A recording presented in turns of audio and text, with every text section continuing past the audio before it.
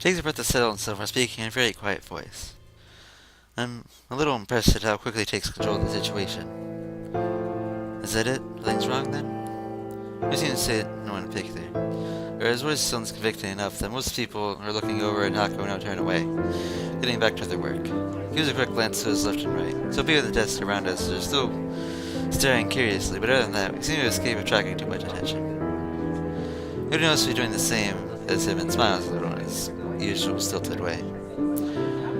I think for Isaac, I don't know how to say his last name, sake, that it'd be good to take her somewhere away from the others.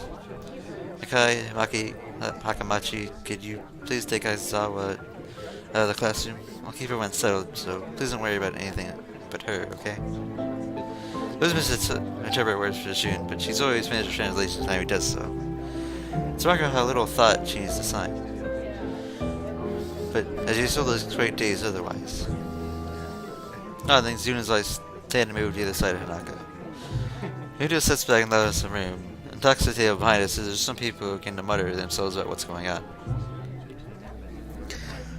Looking at another and for lowering yourselves in unison, taking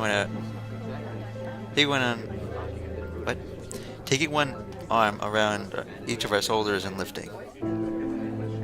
He was going to walk at us, the base makes sure we don't inadvertently hurt her. But as we try to make this look normal, I'm sure there will be many more gazes on us and not permit to a distraction. Eventually, thankfully, we reach the door and go through. Ways outside, so I walk down the hallway. Nothing take her anywhere it needs she was in the classroom. Finally, I ask if she just wants to sit down. Why we just stay in place, wait for her to say something. Zune gently rubs Nako's shoulder a little, but there's no response. Nagi shakes her head with Zune tries again. Both are looking at it, picking on it immediately. Zune's hand against the rest of Nako's shoulders, she awakens. Face lifting at you, very worried, and Nagi's feet are looking at her. Loses her silently for a while. I'm not sure where she might freak out or do something extreme, but this fear is proven warranted as Tristan fully changes from an almost slightly blank state to a more normal, withdrawn sadness. First she lowers her head, her eyes vaciously moving to the side. She looks embarrassed, almost ashamed. I want to say something, anything to help. I can't, though. I might know what just happened or what even caused it. I feel helpless and ashamed of myself for not being even use. June starts looking at me. Without any words, I think I know what she's asking. I'll take her to the nurse. Is that okay with you? I try to communicate my intentions through hand gestures, but I don't feel like I managed to get through it very well. She makes a dirty face in response to my justifications, because it's clearing my input. She has her finger in there decisively, first to me and then at Nako, towards the stairs. Basically not pointing at herself, then pointing at the door of the classroom. Either thing seems much better at this than I am. I'm not at her, since her plan is squared of the same as mine. June gets ready to make her exit, but only leaves her looking at her for quite some time. Can you hear me taken to the nurse's office? I didn't say anything or nod, so she just stands in place by herself. When I begin to walk, she obediently follows. I read about people being catatonic before, but I think this time I'm seeing her for myself. She looks really tired. As everything that's happened, it's not a surprise. Naka finally takes off her shoes and lies on the bed in the infirmary. The nurse and I take our leave. She shuts the curtain behind us. We both take a seat, and I silently and thoroughly go through everything that happened, in quite some detail. I want to understand what happened, and the nurse has as good a chance as anyone of knowing. He answers without an explanation, his face looks troubled as I finish. It must have been very troubled for you to have seen all this. I'd be lying if I say it wasn't.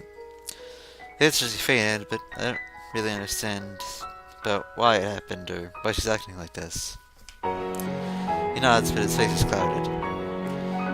You don't know either? Well, yes and no. It's complicated. So you heard of the concept of patient confidentially at some point. It's a bit of a minefield in that respect. I'm going to put it pretty bluntly. It's a matter of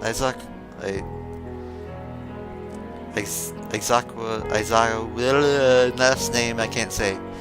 Me and her therapist. Moved to protest, but I think better of it. I want to deny what he says, but I think this irrationally. What he says makes perfect sense. I understand. Good. I wish I could help you more, but I think what Isaac was... I can't say your last name. It's really bumming me out. Kinda. Just a little bit. She needs somebody right now that isn't prying in her past or emotions. He needs to be somebody there for her. He needs a friend. For what it's worth, I think you're doing well in bringing her here. I think you and your friends dealt with the situation well too. I gave you a lollipop or a sticker as a reward, but you might be a little too old for that either. Gives a cocky grin, always trying to light the atmosphere. Not really in a laughing mood, but he does manage to get a smile at me. Thanks. Do you mind if I stay here with Hanako? Appreciate the thought, but I'd better let her rest for now. She went back to her dormitory room this evening, so you can visit her then. I agree with him for standing. Feels like all I can do around there, so somebody read whatever he says, but that was the same with the doctor in the hospital, too. I looked back to the classroom in a long one, and my mind feeling heavy under the weight of so many things happening so suddenly. Even as I ran into the classroom, thinking about Hanako.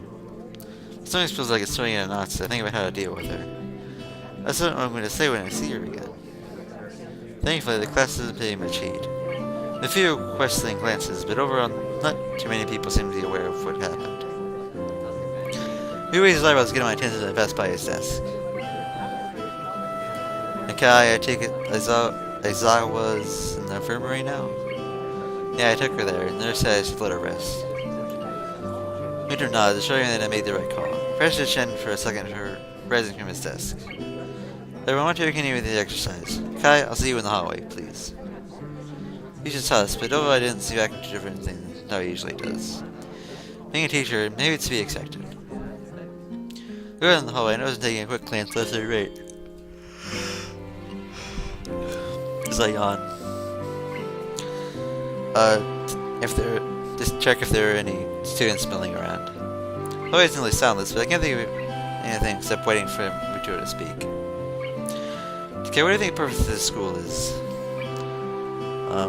To cater the needs of the disabled students? Joe scratches his head as he shakes it. When we wanted to do that, we built the whole new school from scratch. One floor, talking whiteboards, that kind of thing. Look around, Nakai. The school's about to give you a future that you would have been denied in regular education. Huh? Yeah, this way. Why do you graduate and go straight to a hospital? Do you think we put in this much effort? But it doesn't mean just statement, it's temporarily stuns me. Because then you forget about the immediate situation. No. That's right. We don't want you to leave here as useful members of society. I'm not quite sure I'm following you. I thought it was for you, Nakai. Probably the first students I've had that gets my lectures. Hence why many teachers should be admitting so freely. You really take your study of science in a university. Have you ever considered that? You can say I have. Well, what have you considered? For your future, that is. I can't say I put much thought into my future. More than anything, Miriam and Lily questioned me on the same subject. It's only been a little over 5 months and I was grasping for air on the ground. It's too soon to be thinking about the future. Besides... Tanaka's problems seem much more bigger to me right now. Token is disproving Saya for continuing. I think of this place as opportunity. He bounces facilities, good teachers, and added bonus for a nurse and his staff. You're doing nothing but thinking of the future. Right. It isn't up to me this case, the thought occurs to me. It's almost like Muto is totally sidestepped the issue his hand. Excuse me, but why don't none of the staff seem to care when Nako slips class? Seeing you watch her walk out of class more than once, didn't you at least say something? Well, Nakai, it's not really that simple. Every student has special needs. More for that than when I was at school here. I mean, I suppose that's true, but... Still,